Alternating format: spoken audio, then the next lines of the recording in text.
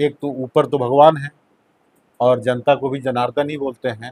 तो ऊपर वाले जनार्दन और ज़मीन पर जो है जनार्दन, दोनों मिल के आशीर्वाद देंगे और मौका मिलेगा। उस काई को भी पहचान के ना, जैसे झावा से ना काई बार-बार रगड़ने से काई ठीक हो जाता है, वैसा रगड़ने की क्या ज़रूरत है। ऐसा होता है कि हाँ, हम गरीब का अगर आवाज बंद करके और आवाज उठाने जा रहे हैं तो हमको लाठी मार करके मेरे आवाज को दबा दिया जाएगा। ये कहाँ का ड्यूटी लोकतंत्र ऑफिसर है? भी हमको सोचना पड़ा कि पटना जंक्शन से मैं सैदपुर तक जाने का रिस्क लूँ या तो नहीं। फिर उस 15 साल को हम जंगल राज कर रहे हैं और ये अभी का जो समय है इसको जंगल राज क्यों नहीं कह रहे हैं? आपके प्रशांत जी भी बार बार लालू राज को ही जंगल राज कहते हैं, इस राज को जंगल राज नहीं कहते हैं, क्यों? आप किसको अच्छा मुख्यमंत्री मानते हैं, नीतीश कुमार को या लालू यादव को? और इसीलिए एक बिहार में बहुत बड़ा बदलाव जरूरी है।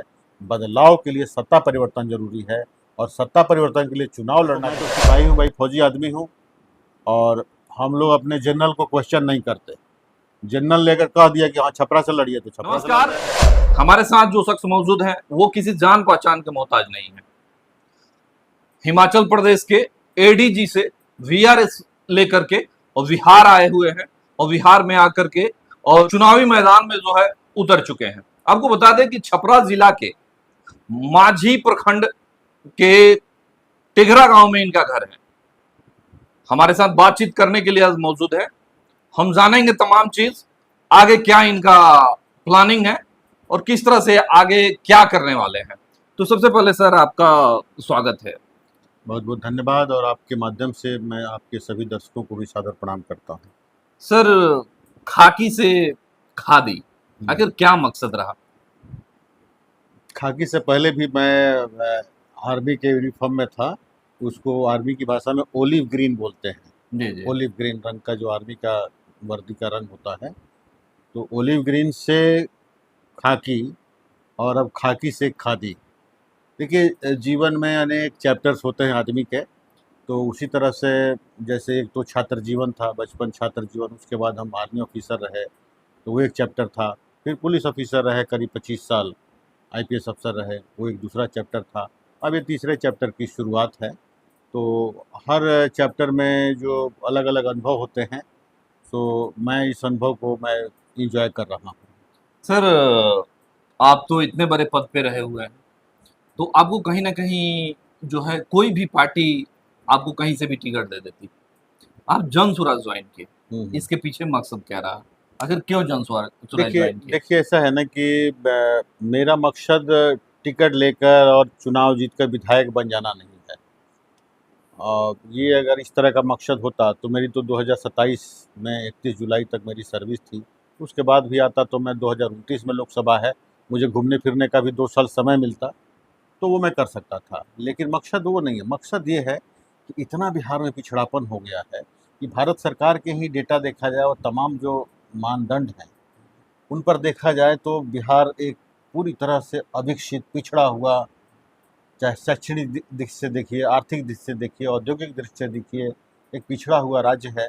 और कहीं न कहीं हमको इस बात का दर्द हो रहा था कि हम लोग यहीं के मिट्टी से निकल के आगे बढ़े हैं। आगे तो हम बढ़ गए, लेकिन हमारे लोग जो थे वहीं पीछे रह गए हैं। तो कुछ न कुछ करना चाहिए अपनी भूमि के लिए, अपनी मातृभूमि के लिए। तो इसी दर्द से मैं आया हूँ और मुझे लगा कि जन स्वराज एक पार्टी है जो जाति धर्म संप्रदाय से उठकर बिहार के विकास की बात करती है। तो इस विकास यात्रा में मैं शामिल होना चाहता था, अपना योगदान देना चाहता था और प्रशांत किशोर जी का हाथ मजबूत करना चाहता था। अरे सर, तमाम तरह की चर्चाएं चल रही है मार्केट में, तो आपको जो है कहाँ से और किस क्षेत्र से जो है दावेदारी के लिए आप जा रहे हैं? देखिए पहले से भी बहुत तरह के कयासबाजियाँ होते रही हैं। जब मैं 23-24 में आकर छुट्टियों में घूम रहा था तो लोग लोकसभा की बात करते थे। तो एक्चुअली लोगों से मेरा जुड़ाव है, लोगों से मिलना-जुलना है। जब आकर कहीं जाता हूँ मैं तो बाजी चलते शुरू हो जाती है। तो उसी लेकिन तरह की अभी बात है। वीआरएस लेने के बाद जब आप आए हुए हैं तब कुछ ज्यादा ही चल रही है। नहीं, स्वाभाविक है अगर कोई और चूंकि रिटायरमेंट आने के करता बाद है। तुरंत आप जनसुराज ज्वाइन कर लिए हैं, तो जनसुराज ज्वाइन करने के बाद आप यहाँ सीधा, तो उस नजरिए से देखा जा मैं रहा है कि नहीं नहीं, किस आप किस क्षेत्र से आ मैं रहे हैं? उसी विषय पे आ रहा हूँ। एक्चुअली क्या है कि जन स्वराज अभियान की शुरुआत जब हुई 2000 मेरे ख्याल से 22 में शुरुआत हुई थी, 2 हाँ, अक्टूबर से प्रशांत जी का पद यात्रा चालू शुरू हुआ हुआ था। था। तो चंपारण से शुरू हुआ था, गांधी जी का भी आंदोलन चंपारण से शुरू हुआ था। तो सिंबॉलिकली ही सही मुझे लगा कि कुछ बड़ा करने का इनका रोड मैप है प्रशांत जी का, तभी चंपारण को चुना है। तो उसके बाद मैं उसको देखने लगा। हफ्ता 10 दिन में ही थोड़ा सा वो बड़ा अभियान का रूप लेने लगा, लोग जुड़ने लगे और कारवां बनता गया बड़ा बड़ा। सारण तक आते आते काफ़ी लोगों का हुजूम उनके साथ चलने लगा। तो आपने ध्यान दिया होगा कि अगर प्रशांत जी सारण में आने वाले हैं तो 15 दिन पहले से ही उनकी टीम आके सारण में सर्वे करती थी, लोगों से मिलना जुलना, कौन कैसा है। इसी सिलसिले में उनके लोगों को मेरे बारे में जानकारी हुई और मुझे अप्रोच किए। तो तब मैं सर्विस में था, शिमला था, मुझे पता नहीं था कि इस तरह की बात है। तो उन लोगों ने जब हमें बताया कि हमारे सर्वे में आपकी लोकप्रियता दिख रही है, तो मुझे इस बात का सुखद आश्चर्य हुआ कि हम तो आके गांव में शादी विवाह में घूमते फिरते हैं, लेकिन उनके नोटिस में आया तो बड़ी अच्छी बात है।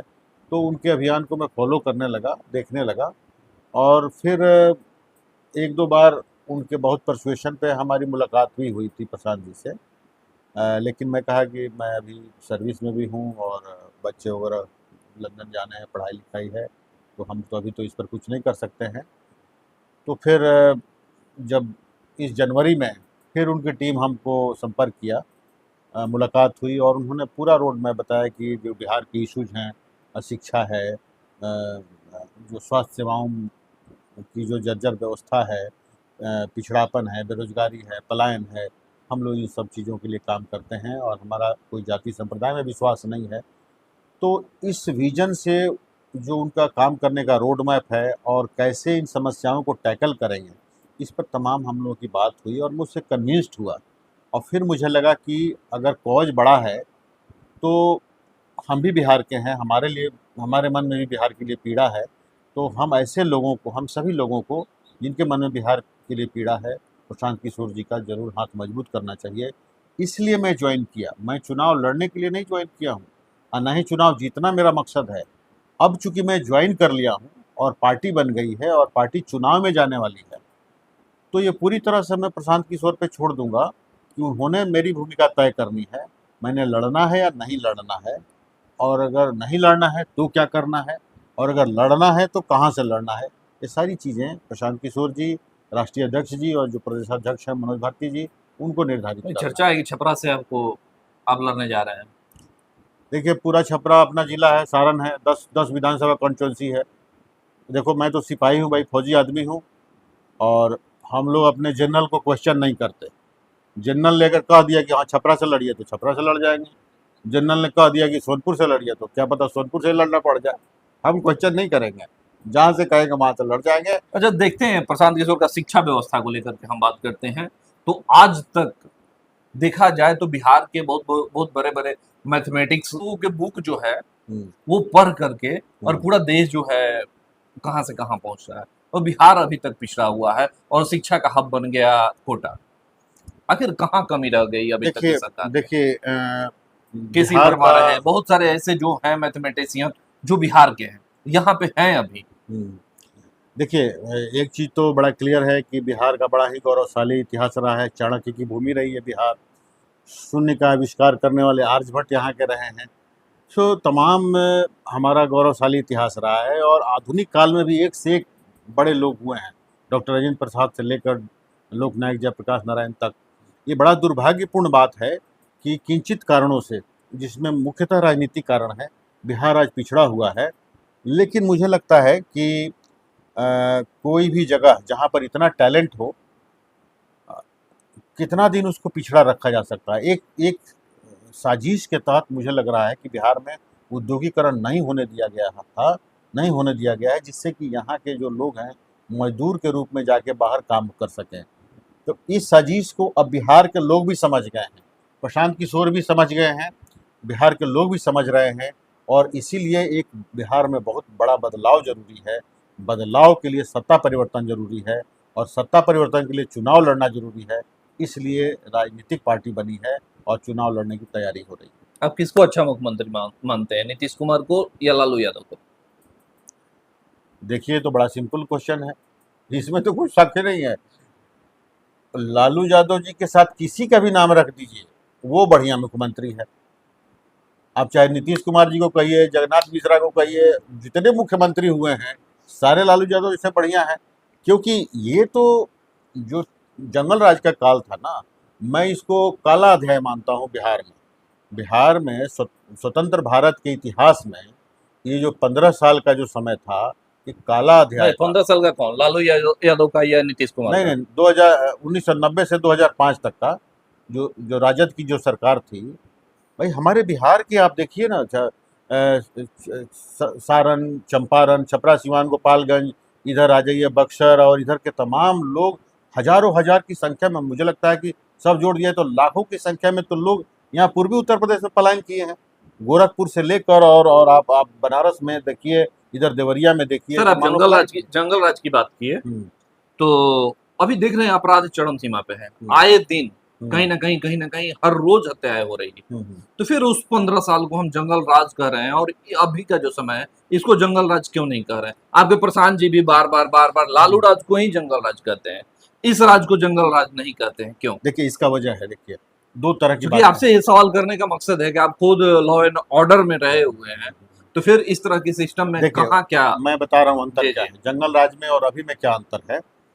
अभी जो क्राइम हो रहा है वो मोस्टली या तो प्रॉपर्टी रिलेटेड क्राइम है, व्यक्तिगत दुश्मनी के लिए क्राइम है, शराबबंदी रुका है, और उस शराब तो नहीं रुका है, शराबबंदी है लेकिन शराब नहीं रुका है।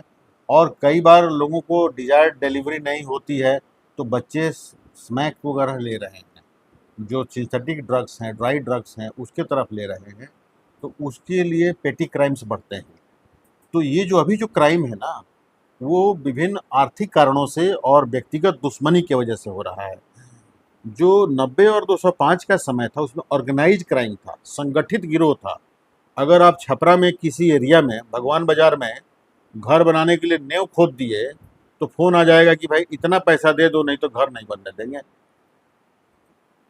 आपने बड़ा शोरूम खोल दिया, तो अगर पसंद आ गया किसी को, तो इतना बड़ा कार हमें दे दीजिए, हमारा आदमी जा रहा है, कार पकड़ा दीजिए।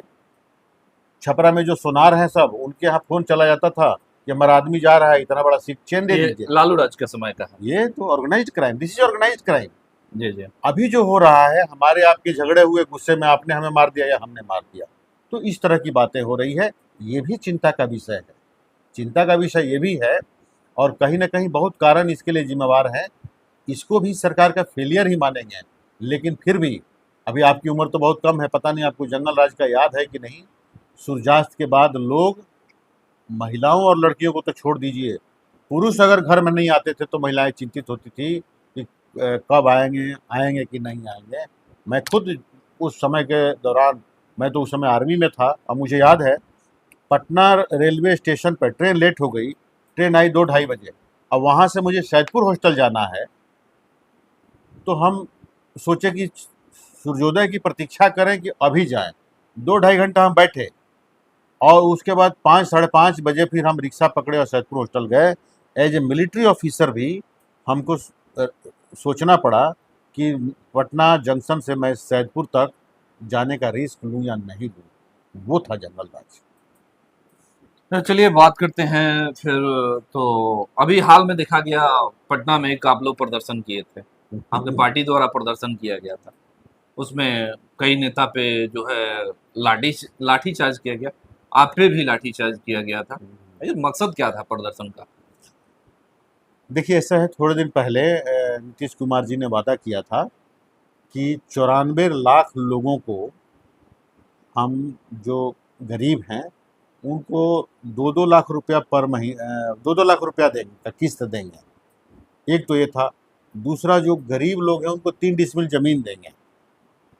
और तो इस तरह के जो आप वादे आप कर रहे हैं, अब सरकार ही आपकी जब 3 नीतीश और तेजस्वी की सरकार थी तब ये घोषणा हुआ हुआ था।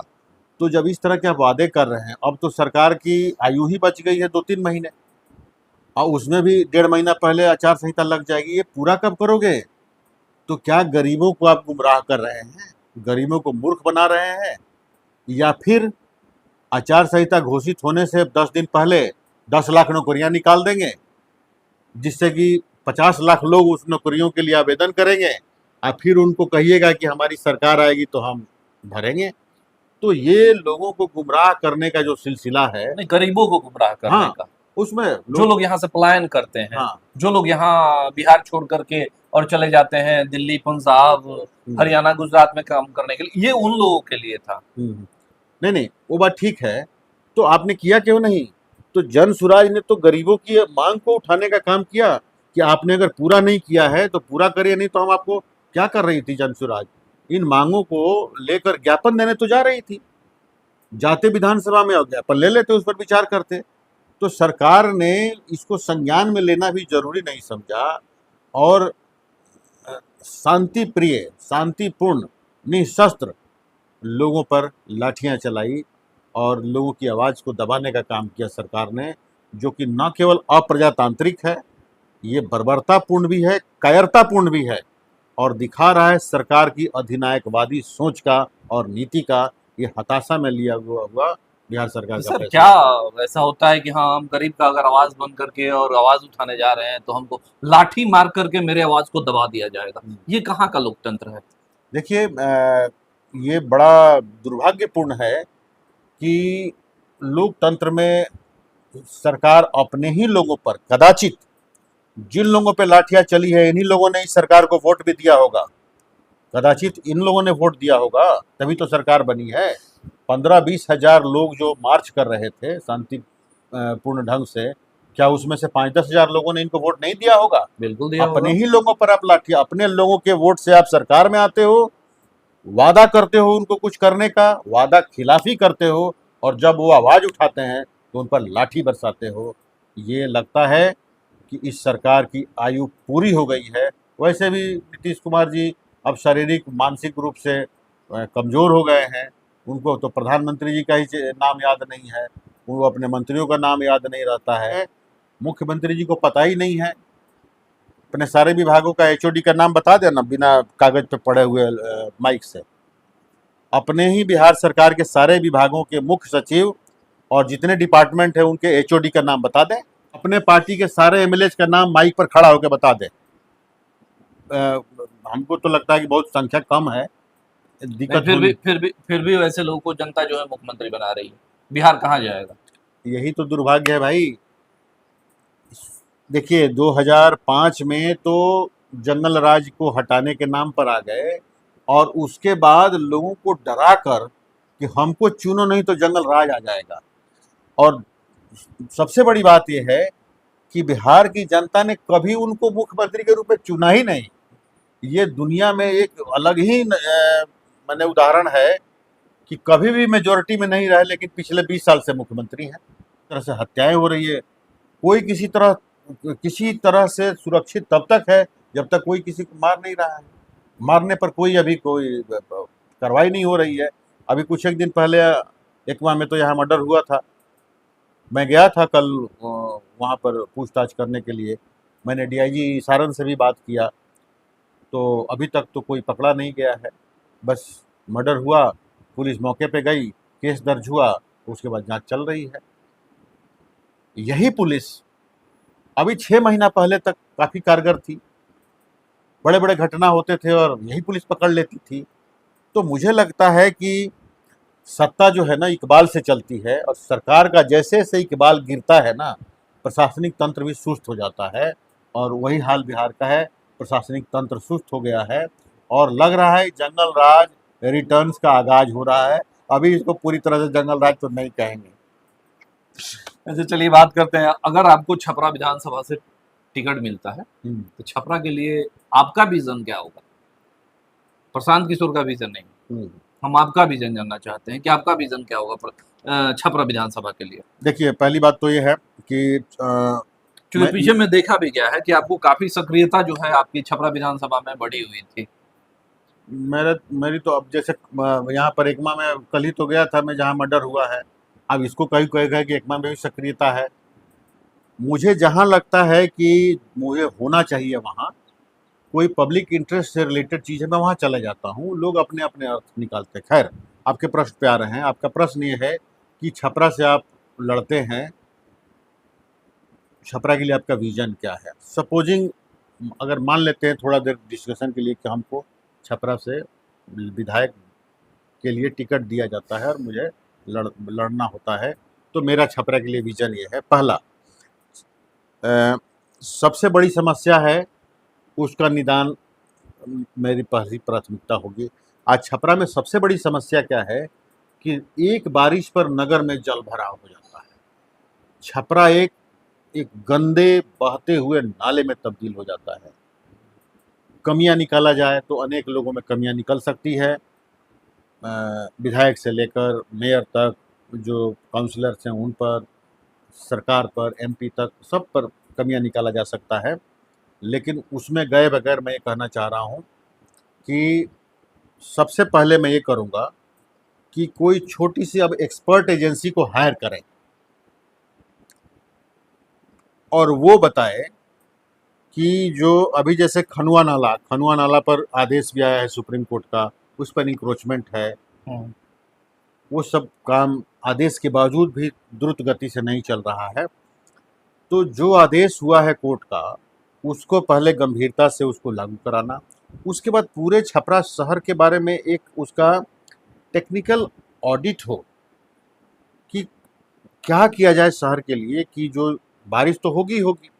दूसरा चीज़ है कि दाहिने तरफ गंगा जी हैं, ये भी हकीकत है, इधर भी लो लाइंग एरिया है, तो पानी का निकास कैसे बेहतर तरीके से किया जा सकता है, उस पर एक टेक्निकल पेपर तैयार हो, उसके बाद एक एक्सपर्ट कमेटी गठित हो और जितने हमारी जो लोकल बॉडीज़ हैं, एमएलएज हैं, एमपीज़ हैं, सबको सहमति में लेते हुए गवर्नमेंट से रिक्वेस्ट करके एक एक एक्शन प्लान बने और योजना जल्दबद्ध तरीके से इस पर काम किया जाए, जिससे कि बारिश हो और सर से पानी निकल के या गंगा जी में चला जाए।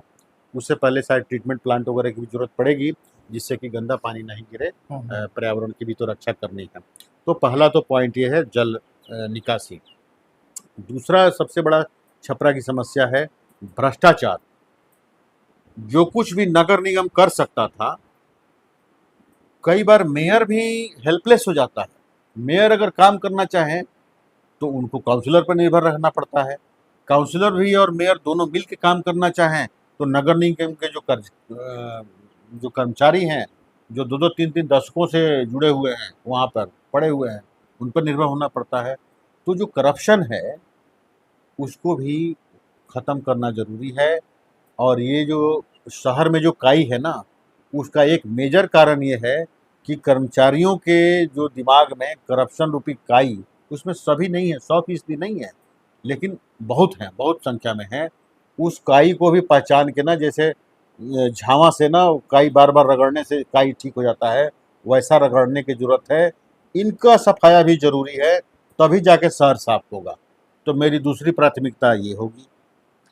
मेरी तीसरी प्राथमिकता होगी कि कानून और व्यवस्था की स्थिति बहाल करना। मैं फौजी भी रहा हूँ, मैं तो आतंकवादियों तक से लड़ा हूँ, पुलिस अफसर तो रहा ही हूँ। इसलिए अगर हमको ये मौका मिला तो जिला पुलिस के साथ कोऑर्डिनेशन करके, जिला प्रशासन के साथ कोऑर्डिनेशन करके, और मैं कोशिश करूँगा कि जो समाज में इस तरह के असामाजिक तत्व हैं उनको एक बड़ा क्लियर हिदायत दिया जाएगा कि या तो भाई अपराध बंद कर दो या इस जगह को छोड़ के चले जाओ, और ये दोनों अगर नहीं हुआ तो बहुत कठोर कार्रवाई होगी। तो अपराध पर नियंत्रण करना होगा। ये तीसरा पॉइंट हुआ। चौथा पॉइंट हमारा जो हेल्थ सर्विस सेक्टर जो है वो बहुत डिलैपिडेटेड है। मुझे लगता है कि छपरा अस्पताल का ही बजट 100 करोड़ से ऊपर का होगा। तो अगर इतना सरकार का पैसा खर्च हो रहा है तो क्या अस्पताल का काम केवल यही है कि हम रेफ़र कर दें यहाँ से हर मरीज को पीएमसीएच में? तो भाई इतना बजट की क्या ज़रूरत है? फिर तो एक रिसेप्शन रखिए, हर आदमी को रेफ़र कर दीजिए, एक डॉक्टर या नर्स बैठाकर। तो इसका भी देखना ज़रूरी है कि हमारे पास कितने डिपार्टमेंट हैं तो वहाँ पर हमारे स्पेशलिस्ट है कि नहीं, स्पेशलिस्ट है तो इक्विपमेंट है कि नहीं, और फिर स्वास्थ्य सेवाओं को इम्प्रूव करना पड़ेगा। अगर सारे जिला इसी तरह से मरीजों को रेफ़र करके पीएमसीएच में भेजेंगे तो वहाँ भी तो बेड खाली नहीं होगा। अभी मुजफ्फरपुर की क्या घटना हुई आप देख रहे हैं। पीएमसीएच की भी अपनी लिमिटेशन है। पटना में बिल्कुल। जो अस्पताल है, चाहे चाहे एम्स हो या जो जो भी और अस्पताल हैं, सबके लिमिटेशन है ना। बेड खाली होगा तभी किसी को मिलेगा। इसलिए मंडल स्तर पे जो अस्पताल हैं उनको बेहतर करने की ज़रूरत है, जिससे कि बहुत ही असाध्य जो बीमारी है या रोग है उसका इलाज छोड़कर जो रूटीन के जो बीमारियां हैं, छोटे मोटे जो चीज़ हैं, इसका इलाज मंडल स्तर पर हो सके। तो मेरा चौथा प्रायोरिटी होगा स्वास्थ्य सेवाओं को ठीक करना। पाँचवें पर आएगा शिक्षा। केम यूनिवर्सिटी का जो सेशन लेट चल रहा है, स्कूल के टीचर को तनख्वाह इतना मिलता है और आउटपुट क्या है भाई? क्यों लोगों को मजबूरन प्राइवेट स्कूल में भेजना पड़ता है? सरकारी स्कूल से पढ़ के, मैं तो 10वीं तक गांव के स्कूल में पढ़ा हूँ। 10वीं पास करने के बाद पहली बार मैं म्यूनसिपलिटी चौक पार किया हूँ, उससे पूरब मैं गया ही नहीं था। एकमा मांझी का रहने वाला हूँ और म्यूनसिपलिटी चौक से पूरब नहीं गया था। मेरा फर्स्ट 15 साल का लाइफ इतने ही दूर में बीता है।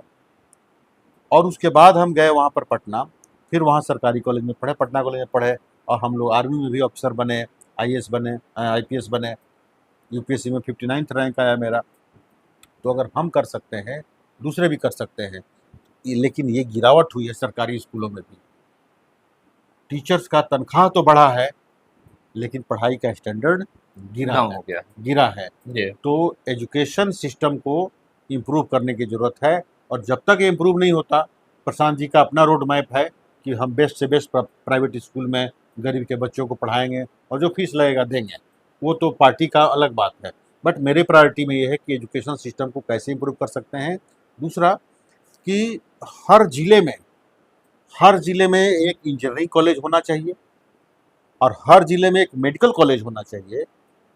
छपरा में तो दोनों हैं? छपरा में तो दोनों है आपके। छपरा में दोनों है। अभी जैसे जो मेडिकल कॉलेज है, प्राइवेट जो मेडिकल कॉलेज है, अभी पूरी तरह से ऑपरेशनल नहीं ना है। ऑपरेशनल नहीं है। पूरी तरह से ऑपरेशनल नहीं है। हाँ। ये होना चाहिए।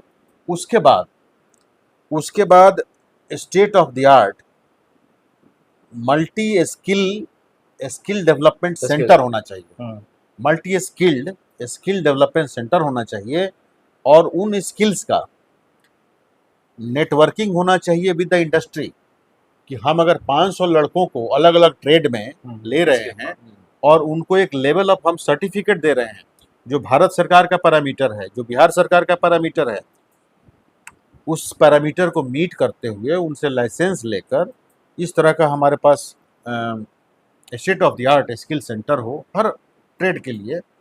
और फिर जो लड़के निकलते हैं उनको सीधे हम एम्प्लॉयमेंट से लिंक करें, चाहे बिहार से बाहर या बिहार में इंडस्ट्री बनेगी। जो प्रशांत जी का रोड मैप है, इंडस्ट्री बनेगी तो इंडस्ट्री के लिए हमको स्किल्ड लेबर चाहिए, केवल मैनुअल लेबर से नहीं काम चलेगा। तो उसके लिए स्किल्ड लेबर जो हम तैयार करेंगे वो भी हमारे पास state of the art centre होना चाहिए, छपरा में होना चाहिए। सो इस तरह तमाम जो आप देखें कि लॉ एंड ऑर्डर से लेकर शहर की सफाई से लेकर करप्शन को मिटाने से लेकर और स्वास्थ्य सेवाओं को सुधार से लेकर शिक्षा और कौशल विकास, ये जो 5-6 जो एरियाज़ हैं ये हमारे प्राथमिकता में होंगे। और इन्हीं 5-6 एरियाज़ को मैं चुनूँगा कि अगर मैं जीतता हूँ तो मैं इस पे काम करूँ। और मेरा प्रयास रहेगा कि आज छपरा भले बिहार में one of the dirtiest city के रूप में जाना जाता है, 5 साल में हमारा छपरा बिहार के एक खूबसूरत शहर के रूप में निकले, इस विजन के साथ मैं काम करूँगा। और जब लॉ एंड ऑर्डर की स्थिति ठीक हो जाएगी, देखिए हम लोग जब बच्चे थे तो जाते थे हथुआ मार्केट, लगता था कि हथुआ मार्केट कितना सुंदर और भव्य है, आज कितनी वहाँ पर गंदगी पड़ी है, अब कहीं खड़ा हो जाइए तो बदबू आती है। हम चाह रहे हैं कि इस तरह से शहर की साफ़ सफाई हो, कानून व्यवस्था ऐसी हो। अभी जब गंगा जी के किनारे अगर रिवर फ्रंट पे हम सीढ़ियाँ वगैरह लगा देते हैं, रिवर फ्रंट बढ़िया से बना देते हैं, तो टूरिस्ट के लिए जगह बन जाएगा। गौतम ऋषि स्थान है, उसको हम लोग बढ़िया से डेवलप कर सकते हैं। इधर द्वारिकाधीश मंदिर है नैनी में, इस एरिया को डेवलप कर सकते हैं। रोज़ 5-10 हज़ार लोग जो छपरा स्टेशन पे आते हैं, किसी की ट्रेन लेट हो गई, 2 घंटा 3 घंटा टाइम है, क्यों स्टेशन पर बैठेगा? जाइए मंदिर परिसर में भगवान के दर्शन करिए। जब आइए जा रहे हैं बाहर तो दर्शन करके जाइए, जब आ रहे हैं तो दर्शन करके घर जाइए। तो इसके लिए भी वहाँ भी तो डेवलपमेंट ज़रूरी है। और अब तो उधर 4 लेन बन गया है, स्टेशन से उधर उतरिए और नैनी पहुंच जाइएगा। तो बहुत चीज़ें मेरे दिमाग में है। द्वारकाधीश मंदिर को एक तीर्थ क्षेत्र के रूप में हम डेवलप करना चाहेंगे, हमें मौका मिले तो। जो गौतम ऋषि स्थान है, पौराणिक स्थान है, भगवान राम वहाँ आए थे, गौतम ऋषि और अहिल्या जी का स्थान है, उस स्थान को डेवलप करने का है।